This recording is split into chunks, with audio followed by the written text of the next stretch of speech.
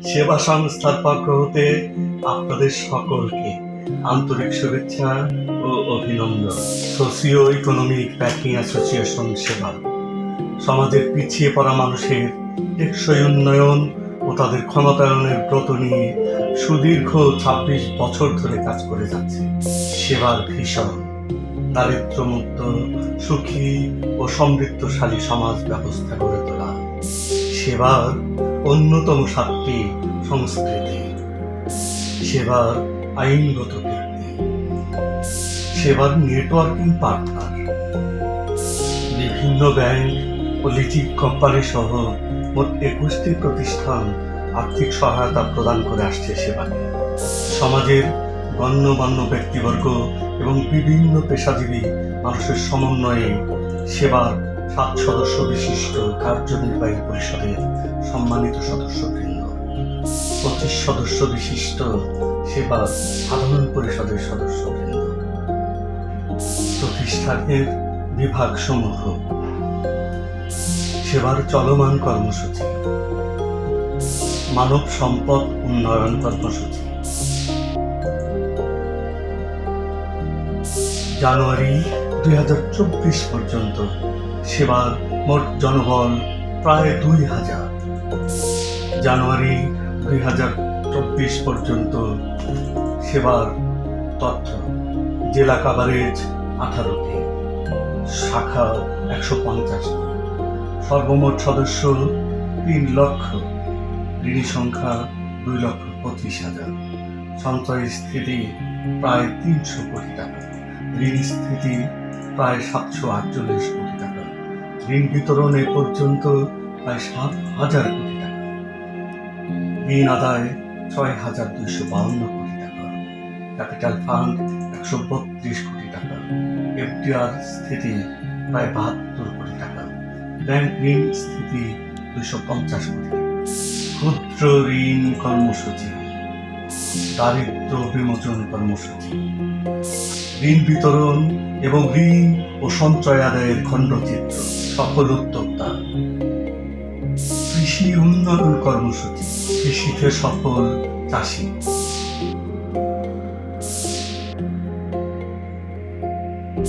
ঋণ বীমা কার্যক্রম। বাংলাদেশ ব্যাংকের গৃহায়ন তহবিলের অর্থায়নে সেবা সংস্থার সহযোগিতায় গৃহহীন, দরিদ্র ও অসহায় মানুষদের মাঝে স্বল্প সেবা মূল্যে দীর্ঘমেয়াদী ঘর বিতরণ করে আসছে প্রায় ১৭ বছর যাবৎ। গৃহায়ন কর্মসূচি, প্রকল্পের লক্ষ্য ও উদ্দেশ্য। বাংলাদেশ ব্যাংকের গৃহায়ন প্রকল্পের ফলাফল।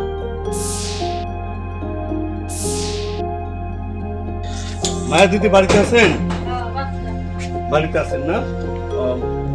আমরা এখন এসেছি গণপ্রজাতন্ত্রী বাংলাদেশ সরকারের বাংলাদেশ ব্যাংকের অর্থায়নে গৃহায়ন প্রকল্পের একজন উপকারভোগীর কাছে। সেই সুবিধাভোগীর সাথে আমরা একটু কথা বলবো, বর্তমান অনুভূতিটা তাদের কাছ থেকে আমরা জানতে চাবো।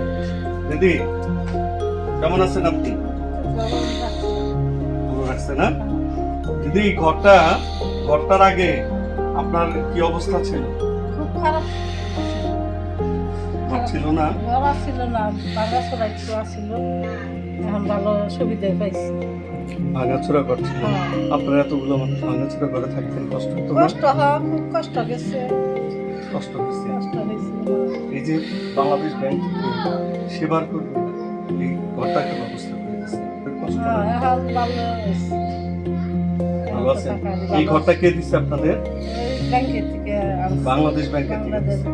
বাংলাদেশ ব্যাংকের গৃহায়ন করার জন্য কিস্তি কত করে দেয়? ৬৪৩ টাকা। বাংলাদেশ ব্যাংকের থেকে এরকম সুবিধা আরো তো অনেকের জন্য দেয়, যাদের ঘর নাই। আপনাদের তো ঘর নাই, তাদের জন্য দিবে, আর আমি আপনি কি চান সেটা? চান সেটা? বাংলাদেশ ব্যাংক আপনাকে করছে? ঠিক আছে, তাহলে দিদি ভালো থাকেন, সুস্থ থাকেন। সেবা পরিবারের পক্ষ থেকে আপনাদের সবাইকে শুভেচ্ছা জানাই। আমরা এসেছি সেবা খালিন্দার শাখার একটি বাড়িতে আসছি, আমাদের উপকারভোগীর বাড়িতে আসছি, যিনি এই শাখা থেকে বাংলাদেশ ব্যাংক প্রদত্ত গৃহায়ণ তহবিল থেকে 1,30,000 টাকা ঋণ নিয়ে ঘরটি তৈরি করেছেন এবং সুবিধা ভোগ করছেন এমন একজনের সাথে আমরা একটু কথা বলবো। তো এই যে ঘরটি আমরা দেখতে পাচ্ছি, আপনার ঘরের সামনে জায়গাও খুব কম, তাতে অনুমান করতেছি যে আপনার একটি মাত্র ঘর, সেটাই। এই ঘর দেবার আগে আপনাদের ঘর ছিল? আমার ছাপড়া ঘর ছিল। ছাপড়া ঘর ছিল? জি স্যার। ছাপড়া ঘর ছিল, একটা ছাপড়া ঘর, আপনার 3টা মেয়ে 2টা ছেলে। হ্যাঁ, এই এতগুলো মানুষ ওই একটা ছাপড়া ঘরের মধ্যে আপনারা থাকছেন। একটা এই যে মেয়ে বিয়ে দিচ্ছেন, যে মেয়ে জামাই যখন আসতো তখন খুব কষ্ট ছিল কষ্ট স্যার। ছিল।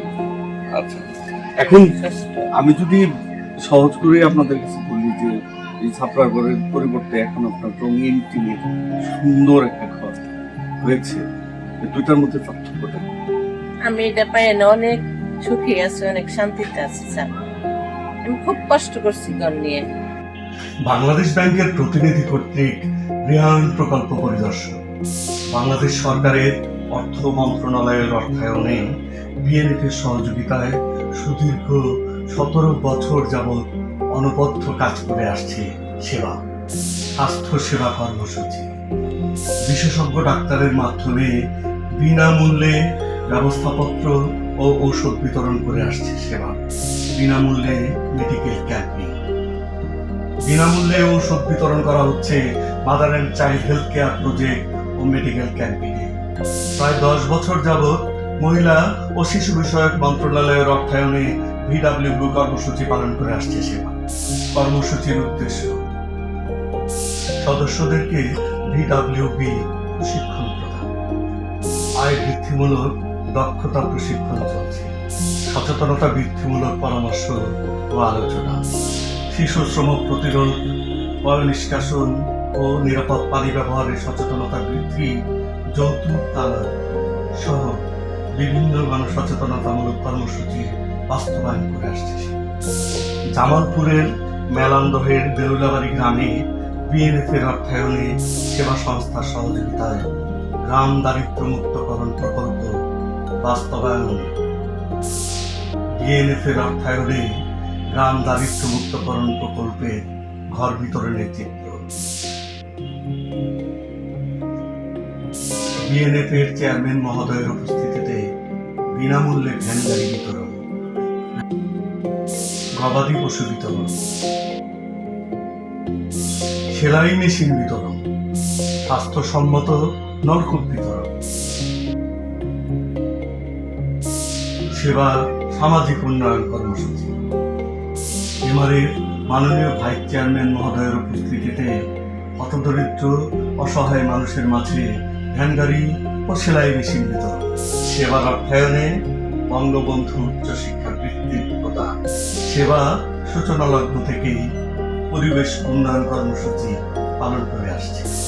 বৃক্ষরোপণ অভিযান সেবাতে সারা বছর চলে।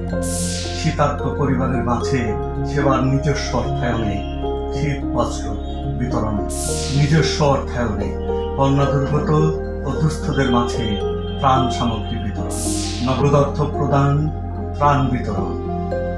করোনা শুরুর পর থেকেই সেবা নিজস্ব অর্থায়নে খাদ্যসহ বিভিন্ন সহযোগিতা প্রদান করে আসছে। খাদ্য সামগ্রী, ত্রাণ বিতরণ, সচেতনতামূলক লিফলেট বিতরণ, মাস্ক বিতরণ, বিভিন্ন পর্যায়ে নগদ অর্থ বিতরণ, এই সবই করে আসছে সেবা নিজস্ব অর্থায়নে। সেবার বিবিধ কর্মসূচি, সাফল্যের 25 বছর রজত জয়ন্তী। সাফল্যের 25 বছর উদযাপন করেছে সেবা বিশ্বের সবচেয়ে বড় সমুদ্র সৈকত কক্সবাজারে। এমআরের মাননীয় ভাইস চেয়ারম্যান মহোদয় কর্তৃক ক্ষুদ্র অর্থায়ন, পরিচালনা ও ব্যবস্থাপনা বিষয়ক প্রশিক্ষণের শুভ উদ্বোধন। 2017 সালে টাঙ্গাইলের নান্দনিক স্থাপত্য সেবা টাওয়ারের শুভ উদ্বোধনী অনুষ্ঠান। বিভিন্ন ব্যাংক ও লিজিং কোম্পানির প্রতিনিধি কর্তৃক সেবা সংস্থা পরিদর্শন। প্রতি বছর সেবা বার্ষিক সাধারণ সভার আয়োজন করে। শহীদ দিবস ও আন্তর্জাতিক মাতৃভাষা দিবসে সেবা শ্রদ্ধাঞ্জলি। বিভিন্ন কর্মসূচির মধ্য দিয়ে মুজিব জন্ম শতবর্ষ উদযাপন, মহান স্বাধীনতা ও জাতীয় দিবস উদযাপন, জাতীয় শোক দিবসে সেবার পক্ষ থেকে শ্রদ্ধাঞ্জলি। বর্ণিল আয়োজনে প্রতি বছর শেখ রাসেল দিবস উদযাপন করে আসছে। 16 ডিসেম্বর মহান বিজয় দিবসে সেবার শ্রদ্ধাঞ্জলি। দুবাইতে অনুষ্ঠিত সেবা টাওয়ার বাংলাদেশের টাউনশিপ বিল্ডিং অ্যাওয়ার্ড গ্রহণ।